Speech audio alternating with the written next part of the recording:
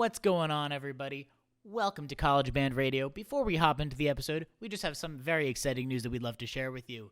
As you may have seen on social media, we are officially joining forces with College Marching and joining their network. So make sure you strap in and buckle up because it's going to be one heck of a ride. Hello and welcome to our Season 1 premiere of College Band Radio. For those that don't know, 3 of us are back, but there's a couple new faces in here. For those that are new, we should probably introduce all of us. So starting out with me, my name is Alex Murphy. I just recently graduated from the University of Maryland, College Park, the only school in the nation to have the word "the" be trademarked. I was in the Mighty Sound of Maryland marching band for 3 years. I played alto saxophone, and I was in the Maryland pep band for 4 years.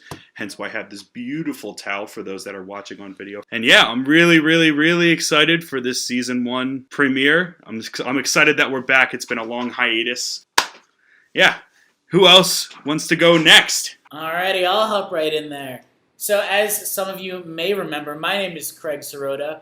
I just graduated from Rutgers University in New Brunswick, New Jersey. Graduated with a degree in computer science, and I played mellophone in the Marching Scarlet Knights for 4 years, along with being in the pep band for 5 years. And my hobbies include yelling at basketball players and having a good time.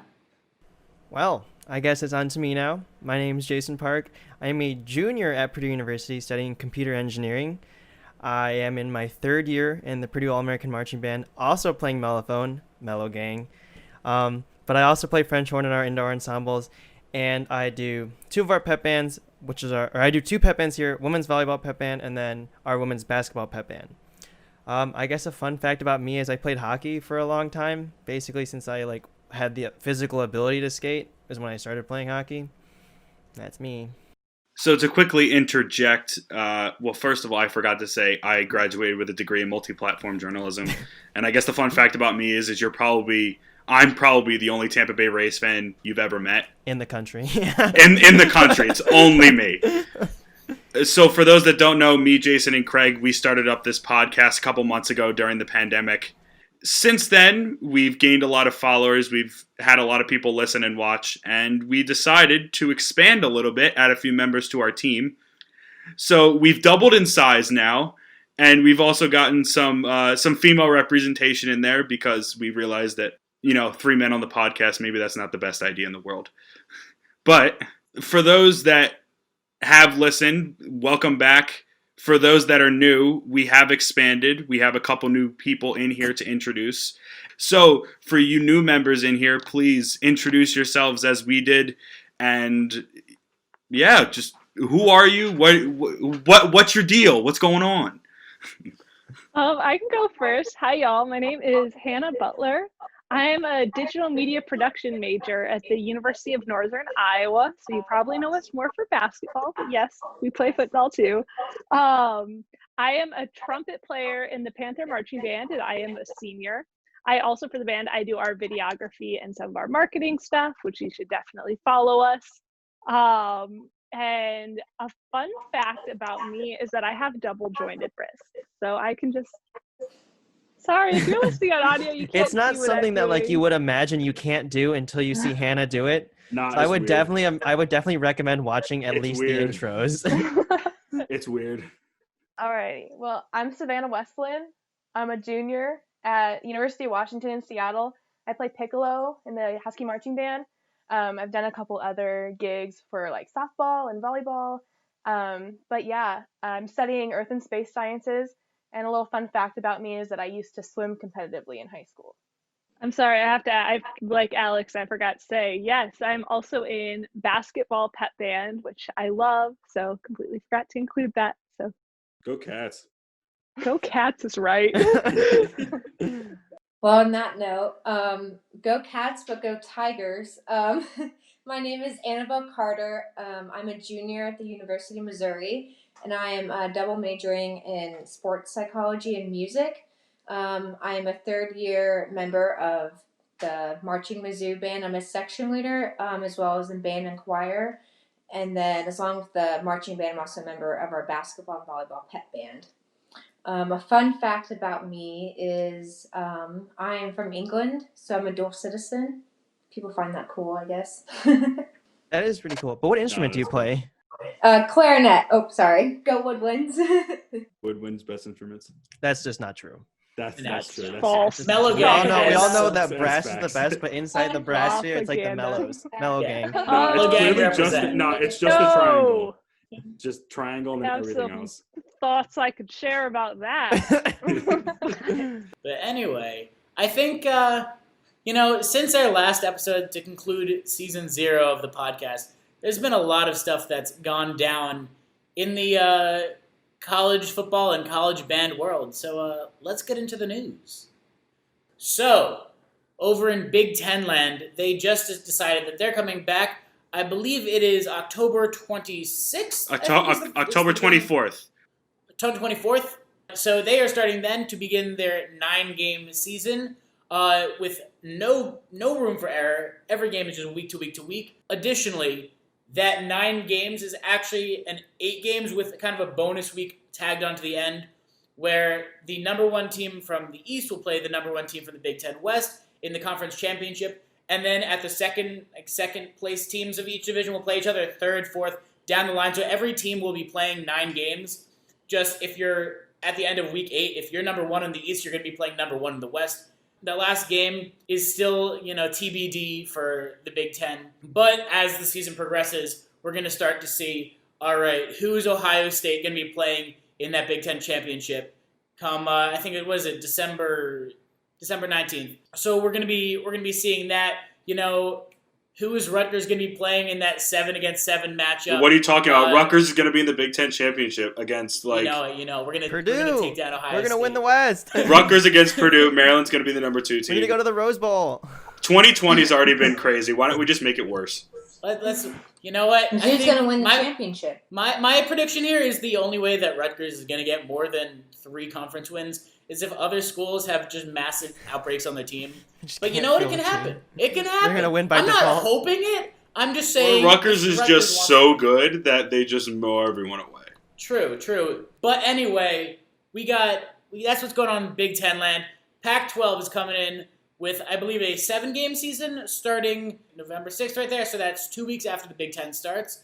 The Big 12 and ACC have been playing now for, I believe, 3 weeks. I believe they have non-conference games additionally compared to all the other conferences which have gone just conference games alone.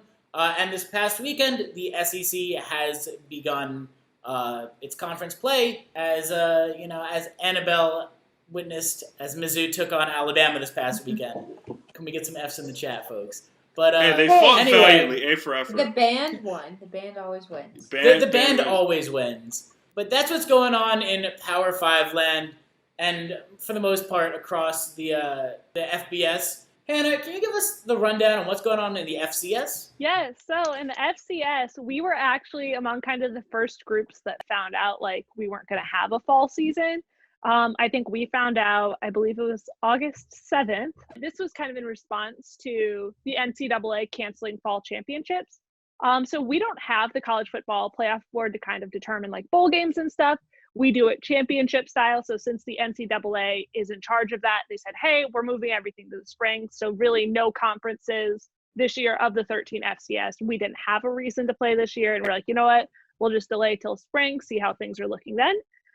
We just got our conference schedule actually a couple days ago. So we will be starting in late February and playing through, I believe the championship game will now be in May. We're really looking forward to getting back out there though.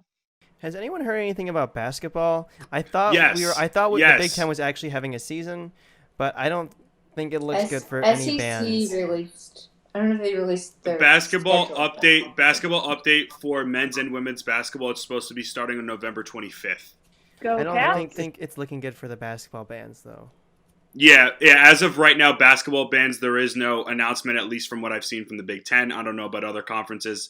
It's weirder because they're arenas, so they're all inside. At least with football, when you're outside, it's a different situation. Outside venues to inside venues.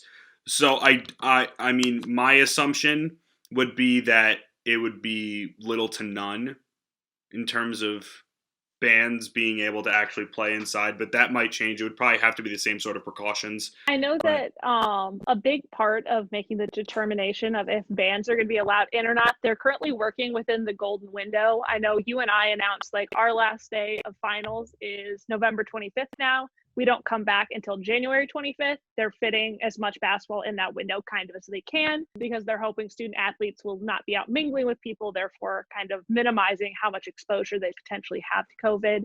Mm-hmm. I know that you and I at least has made a commitment from our AD saying that we're planning on having fans in McLeod Center. I think it'll depend a lot on how I think the COVID situation shakes out because there's been talk about rapid testing or potential vaccines. So I think a lot of what we're going to see affect bands is going to really hinge on that specifically and what the situation looks like then. Obviously, a lot can change between November or even now and February. Hopefully, it'll all be for the better. So I know that has a really, really big influence on it. So while right now, as a diehard basketball fan, like you guys, I'm nervous. I love pep bands so much, but I think it's a little early to be like, oh man, like it's over. Just got to keep that hope alive. Yeah. I mean, again, so as of right now, we don't know. We will see what happens with that. But as of right now, it would be nice to have fans back in, but we want to make sure everyone's safe. And we want to make sure that testing's available. And I have a confession. Stuff. Oh, Jason has a confession? So this whole time I was thinking like, I have a great idea, guys. I'm going to solve this whole problem. Have you guys ever heard of the Winter Classic, the NHL Winter Classic / Stadium Series games? I was like, why don't we just do that with basketball? That's a But terrible then I idea. realized why the NHL can do that. In the winter, it's because ice. it's cold and you need the ice to be frozen. And I went through the whole, like, I'm wondering, like, if you could see, like, my whole thought process on video of, like... Yeah, but Jason's basically kombucha girl is what I've now described because he's got like the face. Yeah, Savannah's doing this. Although the idea of having outdoor basketball in Iowa when it's 50 below zero and that'd be such a good idea. Yeah, I'm down. Because for those that know, college basketball usually has a bunch of like preseason tournaments around Thanksgiving time. A bunch of those, I think, are being moved down to Orlando where they have the NBA bubble.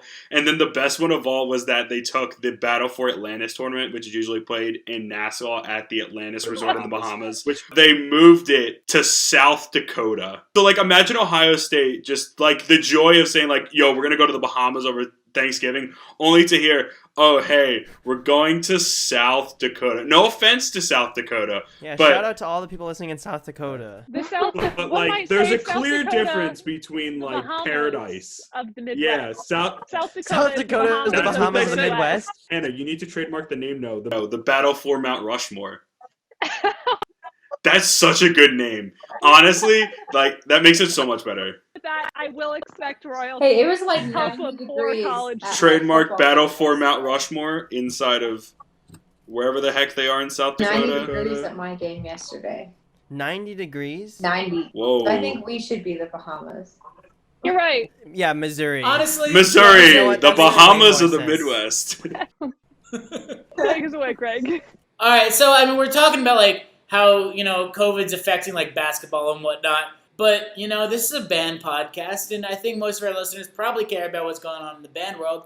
So let's give a little update on what's going on with COVID and how it's changing life throughout the band world. Okay, so as you've seen, we have expanded into a couple new conferences. We now have 4 different conferences represented among the FBS and FCS schools. But in this weird COVID pandemic time that we're in right now, some conferences and teams are playing and some aren't, which means that some marching bands are taking the field, some are in the stands, and some aren't playing at all. So among the 6 members of our college band radio family, we kind of wanted to discuss what is really going on in terms of, you know, COVID bands or the marching band within the COVID pandemic. So I wanted to start off with Annabelle as the person who is currently at a school that's actually playing college football right now. So Annabelle, how is it like at Mizzou with the SEC deciding that they've wanted to play football? What's the precautions that have been taken, and what are you guys doing? Are you guys on the field or at all during games, or what are you like? What's your involvement with football this season compared to seasons previous? Yeah, so the SEC did announce that we are having football, kind of surprisingly. But they did announce that no spirit squads or bands will be on the field, which is very sad, but understanding. So how it works for Marching Mizzou specifically is we're very, very worried about COVID, and about it just spreading throughout the bands. We've taken up a lot of precautions. The first thing would be within a rehearsal schedule. Instead of rehearsing 4 times a week, we now just rehearse 2 to 3 times a week, and those are in smaller groups. So Marching Mizzou has split into 3 bands, MIZ, ZOU, and Tigers Band, and we alternate rehearsals. Within the games, we also split halves.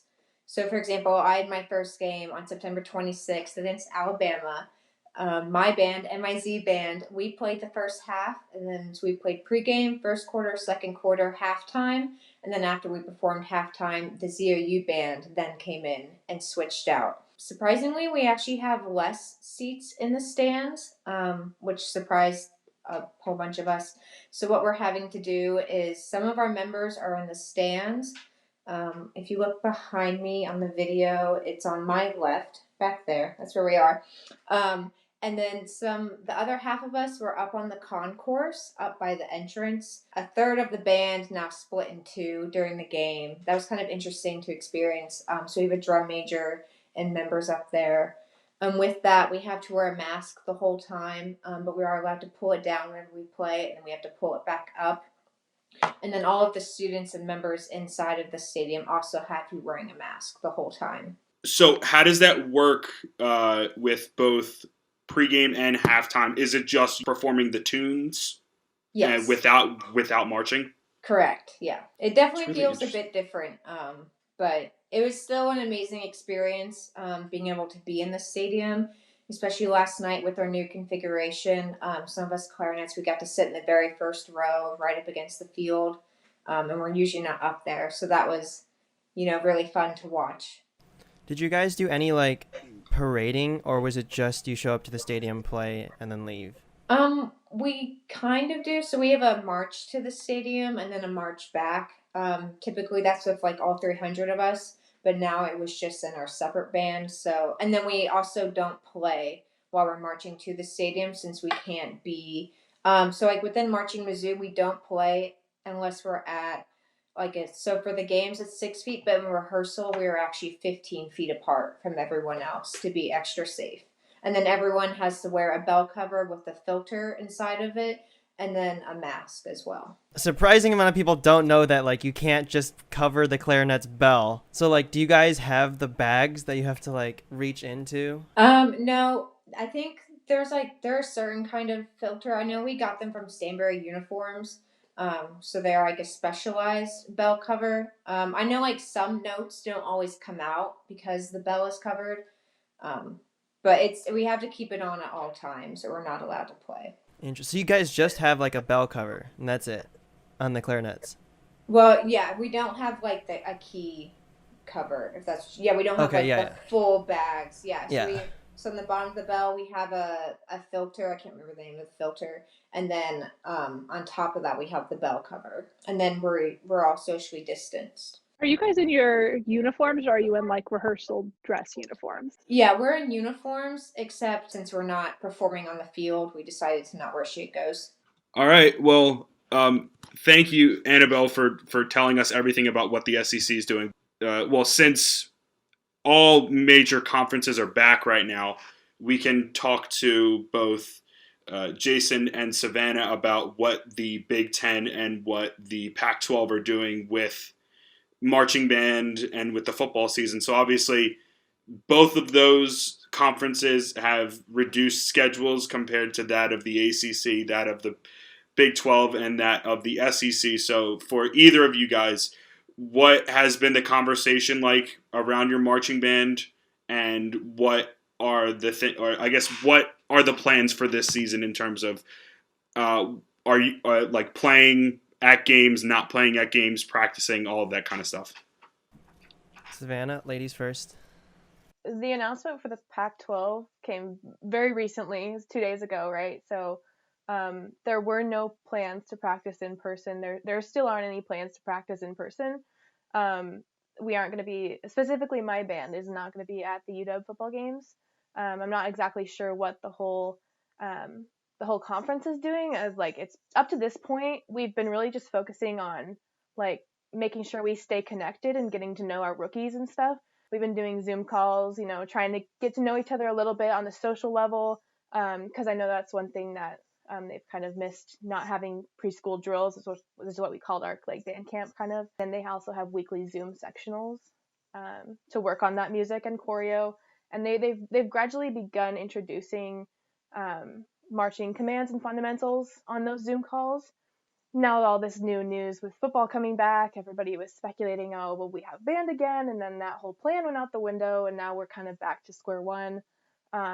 So really it's been just kind of making sure that we are staying connected socially, and our section leaders are working on their like leadership development things. But other than that, really, we're just kind of making sure that we try to get everybody as connected as possible, because everybody talks about band family, and we don't want this rookie class to miss out on that, at least for the time being.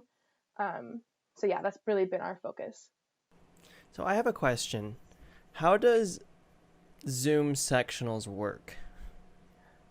So I haven't been to one yet because it's been primarily section leaders and rookies, but that would be, as far as I know, they're not playing. But what they'll do is they'll play a recording. So the section leaders will play like an MP4 or something of like one of our stance tunes, and then they'll kind of run through choreo, because the music learning can kind of be done independently and kind of touching on marching fundamentals. Interesting. Yeah. It seems kind of weird that like, because I was originally thinking like that you guys would be playing like remotely.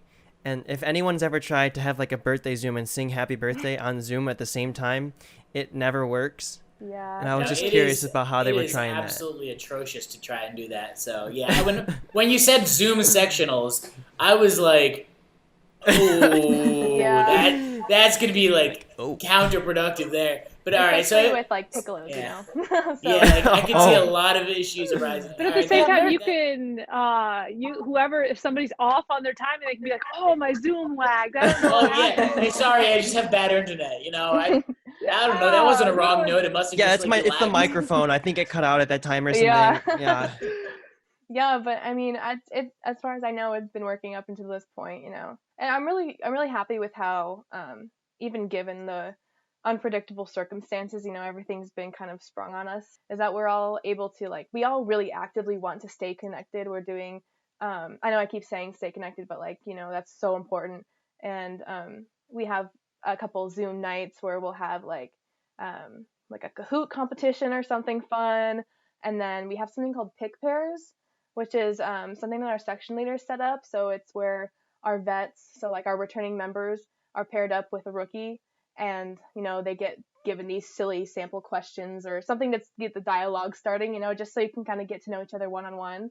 For the time being, I'm really happy with how it's going. So so we know band is remote for you, but are you in school like doing classes in person, or are you all online too? So I haven't started class yet, actually. I start class on the 30th, in a couple days. Wow. But is that normal? Wait, is that normal for you guys? Yeah, it's pretty late in September. So so does your football season start before school starts? Typically, yeah. Well, the Big Ten was in a similar situation to the Pac-12, I think, right? Where we both didn't have football, and then we both kind of got it at the same time. Well, the Pac-12 did what the Big Ten wanted to do. So, yeah. The difference is for us is we actually have been having band since August when we had band camp. We also have like hybrid. Most of us have hybrid classes here where we have like 1 or 2 in-person classes, and most of them are all online anyway. But basically what we've been done is similar to what I think a lot of the bands around the country, but especially what Annabelle was saying earlier, how we split into, we call them 3 platoons. So we basically took, our band's usually around 380, but I think the number this year is 450. So it means it's like a nice split with like 150 each platoon. And we practice Monday, Tuesday, Wednesday, which is when you have like a different day. For example, I practice drill on Monday, I'm off on Tuesday, and then I have music on Wednesday. And then Thursday is like a sectional day where you kind of do something with like your whole section. Then Friday is we have either like a recording day. So we've been actually recording virtual performances from all 3 platoons and posting them to YouTube. So if you're interested, go check it out. It's pretty neat. And if we don't have those, recently we did a thing where we split the 3 platoons into half platoons, and we went all around campus, and we all played like a little show during a passing period. So that was pretty neat to get to do that and like have the student body actually see the band again, besides walking past us and like practicing. But in terms of actual band, we have these special masks that like, I guess there's really no way to describe them other than they're like underwear with like the flaps. So like when you go to put your mouthpiece in, you have to like maneuver it in between the 2 flaps, and then you can play with the mask on, is the general idea. On top of that, we do have bell covers. I do not think that clarinets have bags. I think they all have bell covers, but I don't think they have bags. I have seen some bands with like actual like bags. Yeah. Hannah, if you can insert like a picture in here somewhere, I feel like I'm just talking about, and everyone's like giving me a weird look. I know it's a thing. I've seen them. It's a thing. Yeah, clarinet bags are a I've seen thing. them, and I was In like, the oh, no, I hope PMB, we don't get those. in the PMB, we do have, that was something I was going to talk about, is we do have bags for all the clarinet saxophones. I thought I was going We crazy don't for a have the second. bags. I think we're meant to be getting those masks that you talked about, Jason. I think like Marching Mizzou is meant to be getting those, but the shipping got delayed. I know our piccolos have them, but the rest of the band's waiting on them. Well, at least they're on their way. Yeah. I will say though, they're not very fun to play in. A lot of the times, like whoever's conducting will forget that you need like an extra 10 seconds to maneuver around a mask. Yeah. That's So they'll weird. call up a song and Yeah. they're like, okay, 1, 2, and you're just like, I'm not ready yet. And like the entrance will be awful because of that. Or like in many cases, you'll go to take like a big breath during the song, and then you'll just get like all mask and no breath. Oh, Yeah, Yep. but that's other than rough. that, Real like problems. we don't. All of our drill is like separated. Like we don't have. For a preview for next week, we're doing segments of our pregame show. Like each platoon is taking a formation. We get the trains. We get the special. Choo-choo! You'll see that from platoon A. And then you'll see like the block P is another famous thing that we do, and then the floating Purdue will be platoon C, I think. But the real question is, what platoon has the drum? Oh. They actually Drum, split drum, the drum, drum drum. into 3 pieces. Oh. I'm just kidding. That was Now amazing. Big Mo really No, is big. the BBD is at all our rehearsals, I think. Or at least they have their own separate thing, like they have to do physical like training, and they do that separately sometimes, and sometimes we see them. Usually if we're doing drill, they have to like figure out and like make sure they're not running anybody over, so they'll be there. But they kind of float in between all 3 platoons. Yeah, we're gonna get into the argument about the bass drums soon. All you Yeah, need to know we'll is definitely- that the Purdue big bass drum is the best one in the land. No, basically, it's not for the those that biggest don't- one though. For those that don't know, Purdue and Missouri both have giant bass drums, and we've already gotten into arguments and gotten people on Zoom calls to argue Team Which big is- bass drum. which is the better Go and or Boilers. bigger So- bass drum. We've talked quite a bit about what's going on with the Power 5 conferences. Yeah, we haven't talked to one Hannah there's- Butler yet about what's Hannah! going on with the What is FCS going school. on? What's going on at the Dome? We need to know what's going on at Dome Sweet Dome. There's no place like Dome. There's the It place. is absolutely, for those of you that aren't familiar with you and I, first of all, what are you doing? You should be. Second of all, we play in a dome, actually. So I like whether it's August or November, it's sunny and 72 in my practice and performance facility. So actually I have the opposite kind of Jason and Savannah, whereas we don't have football, but we do have band this semester.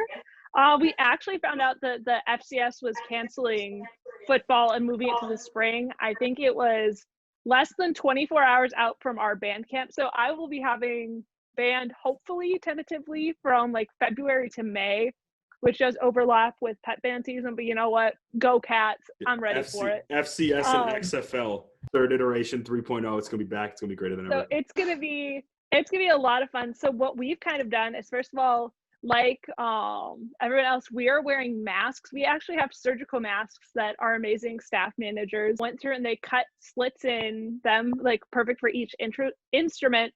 So we flip those out every couple weeks just because they get kind of grody after playing them in them for a while. And our clarinets and saxophones are in bags. So Jason was not making that up. They do exist. Finally. So they have them all to kind of trap the aerosols in there. And then we all have bell covers on. Although we don't have official bell covers, we're using pantyhose because affordability. There's like 300 of us. So that's been working really well. We are not marching right now. We're just doing standstill. We have one set drill, and it's laid out more like you would see like a concert art kind of. So the trumpets are actually way in the back, and I'm so used to being in the front. So that's been really weird to kind of adjust to, because part of the thing with the dome is that it echoes when you're playing. So you get really used to being on the beat with the echo, and then now I'm on the back half of the echo. So that was like a weird adjustment.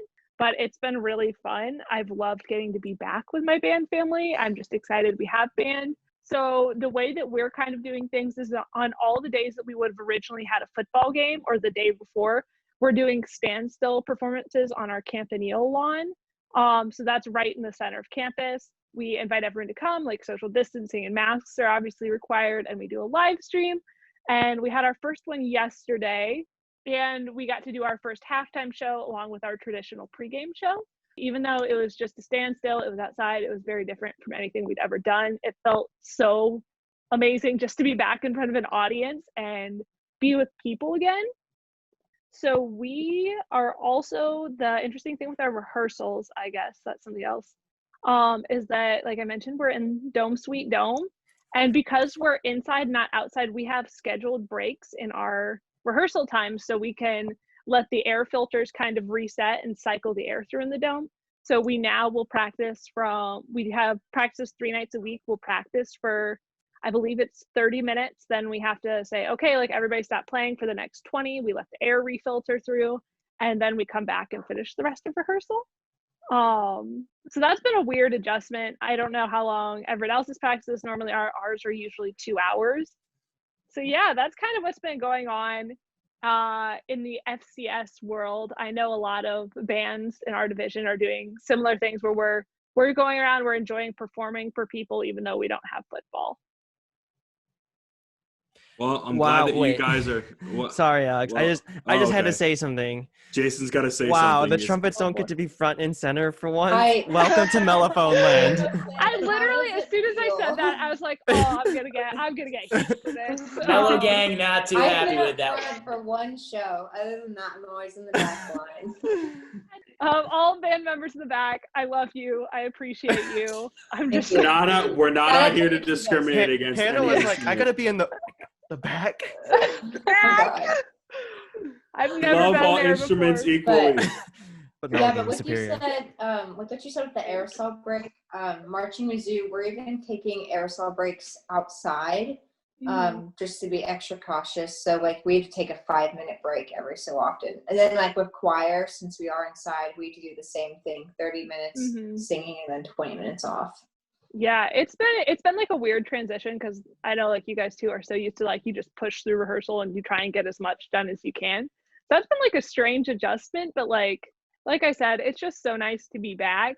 A lot of what we've been doing now too is we've been going out to the parking lot. Sometimes we'll start rehearsal outside, or do in the middle of rehearsal when we can't be in the dome, we'll go outside and do a sectional. And since we didn't have band camp this year, it's been a really great opportunity to kind of meet all our rookies in our sections and get to know them and kind of make those connections and make those bonds, even though we didn't have that whole week of like spending 18 hours a day with each other. Okay, so we are recording this a few days after, hence the fact that some people are currently wearing different clothes and or other things, but we just wanted to mention that in case you guys got a little bit freaked out on video. All right, so it is time for our college football picks segment. Thanks to everyone for the great conversation about COVID ban. Hopefully everything will go well this year. But we do have a few matchups to discuss that we're not going to go super in depth about. One of them, obviously, is the Red River Showdown rivalry. I don't really know exactly what it's called, between Texas and Oklahoma. Both of them have been really bad this year. Just they're just not good this year. Unfortunately, Texas is not back. So just sorry, Texas fans, for not being back, but hopefully you'll be back soon for your own sake. And the other thing to mention that we will go into a little bit more in depth about is the Missouri-LSU game. LSU is currently ranked 16th. That game was originally supposed to be in Baton Rouge, but it has been moved to Columbia. Annabelle, since you are the current Missouri mind here, can you give the listeners and viewers a little bit more explanation as to why they ended up moving the game? Yeah, so it's kind of been a process basically ever since I woke up this morning. So there's a hurricane coming through, and it's called Hurricane Delta. And I think over the past 2 days, it's picked up its speed and its velocity. And so it's going to be a lot worse than they originally thought. So instead of the game now being at LSU, they've moved it to Columbia as of an hour ago of this recording. So, yeah, this morning they were talking about it. They weren't sure, and then it was just announced. So, pretty exciting for Mizzou fans. Yeah, so Mizzou will have another home game. I don't know if that will add on to the existing home games or if they'll move one away or how that's going to work. But we did wanted to mention that, and I'm sure that we're all going to be siding on Mizzou's side for this one, considering that we do have a Mizzou voice on the podcast. So Tigers are going to win. That is a correct statement. That's a good statement. Honestly, I respect that. Go Tigers. So we are going to go over 4 different games. They are all ranked matchups. Luckily, there are a lot of good games that we've been able to experience over the first few weeks of the season. To my knowledge, there are 2 ACC games and 2 SEC games, so that should be very interesting. We will start out with the 2 SEC games. You know, everyone can give their whatever takes that they want to give on these games, and then I'll obviously give the line afterwards. So we're going to start out with number 3 Florida, which is, I believe, the highest ranking that they've had in quite some time. At number 20 Texas A&M, we will start with Hannah. Hannah, who do you have in this game? Do you have the Aggies or do you have the Gators? I'm going to go with the Gators. Savannah? Yeah, I'm going to go with the Gators. I don't think A&M showed up well last week, so I think Florida's going to come out on top this week. Jason? Yeah, I'm also going to go with Florida. But also, both of these schools, their bands have been featured on Take the Field this season. So you should go take a look at it if you haven't yet. Definitely. Craig, who do you have? Not surprisingly, I'm going to go with Florida because, Texas teams just haven't been pulling it. Texas, just as a whole state, is just not bad this year. That's rough times for Texas. Annabelle, who do you have? I have the Gators. All right, and for those that Chomp. I was gonna say for those that can't see that are listening on an audio format, we're doing some sort of an alligator thing with our hands. It's an alligator hand puppet. Yeah, I'm not gonna try to do that because I don't think I'm coordinated enough with my hands. But I will demonstrate for anyone watching. Oh. Okay. Ooh. All you gotta do is just do that. Super easy. It's fancy stuff. You see that, audio listeners? It's super easy. Oh man, the audio listeners love it. So I guess my pick on here, I'm going to go with Florida. They looked pretty good against South Carolina last week. A&M hasn't been great this year so far. They are ranked, but they're one of those teams that's going to lose a couple games during the season and make things interesting. But I'm not really expecting them to be any sort of anywhere near the college football playoff conversation. We will go on to the other ranked game in the SEC. It is number 12 Tennessee at number 3 Georgia. We are going to flip it here, and we're going to start with Annabelle. Annabelle, who do you have? Do you have the Vols or do you have the Dogs? I am still a little hurt over Mizzou's last game of Tennessee, and Dogs are cute, so Georgia. All right, Craig. Yeah, this is just an easy one. Georgia, not a matchup. It's just Jason. not a matchup. Jason. UGA band, go play some glory, because I'm also going with Georgia. Savannah. Yeah, it's always go Dogs for me, but I think Georgia has just a really good defense, so if I'm picking in terms of not rooting for the same mascot, I'll go with Georgia because of their defense. And Hannah. Honestly, I want to say that I was going to take Tennessee just to add some spice into it, but I got to go with Georgia too. Yeah, I'm going with For those that didn't see, Georgia absolutely obliterated Auburn. Like, it wasn't even close. Bo Nix didn't look good. the easiest way to describe it is absolute carnage. Georgia dominated in every facet of that game, so I'm picking Georgia with that. I do want to say I forgot to put the lines for the first matchup. I'll put it for this one. UGA is currently a 12-point favorite, and going back up to our previous matchup with Florida and A&M. Florida is a 7-point favorite from what I see here. We will go on to our 2 ranked matchups in the ACC, starting out with number 18 Virginia Tech at number 9 North Carolina. Quite surprising that the Tar Heels are a top 10 team currently. Let's go with someone else to start. Craig, who do you have in this game? Do you have Va-Tech or do you have UNC? So, UNC, they're obviously not a bad team. I mean, they're ranked, but I think they're ranked a little too high. I think that Virginia Tech's going to be taking this one, just because I think all around they're the better team. So, all right, Jason. Yeah, I don't think UNC is a top 10 team, but I definitely think they're going to win this. So go Tar Heels, and I love the colors. All right, Savannah. Yeah, I'm gonna go with Virginia Tech for this one. Yeah, I do think that North Carolina is too high up there. Hannah. I'm going to go with North Carolina. It was 2016. You and I beat them when they were number 1 in McLeod Center, and it was just one of my favorite memories. So I'll pull for them to win this one. All right. And Annabelle. I'm going to go against everyone else. Even though I do love North Carolina's colors, I'm a really big fan of Duke, and so I always want to root against North Carolina. So I'm going to go with Virginia, and they might win. Maybe. She's picking the Hokies. You on can my either hope further alone. the balance, or you can cause a tie. So I think that both these teams are ranked way too high, especially North Carolina. North Carolina is not that good. And Va-Tech hasn't looked that great. They only won by 7 against Duke. I'm going with UNC just because out of the 2, I just think that I'd pull away with it. I just don't think that UNC is that good. But I will say UNC is a 5-point favorite from what I'm seeing on here. UNC is the favorite? Yeah, UNC is a 5-point favorite. But it should be a 5 close isn't matchup. a big number.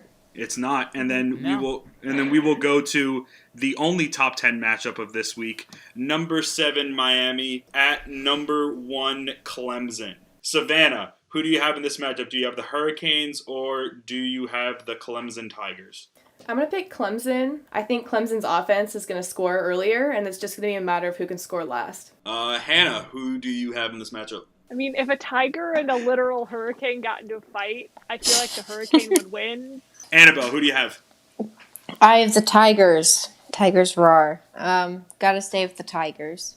A lot of Tigers. Lots of Tigers. There's lots of Tigers. Because we're the best. Yeah, this is Lots true. of Tigers in general. Yeah, that's true. Craig, who do you have? So my pick is Miami because I think it's time that Clemson loses a game. They haven't lost a game in 2.5 seasons. And I think it's a pretty solid matchup.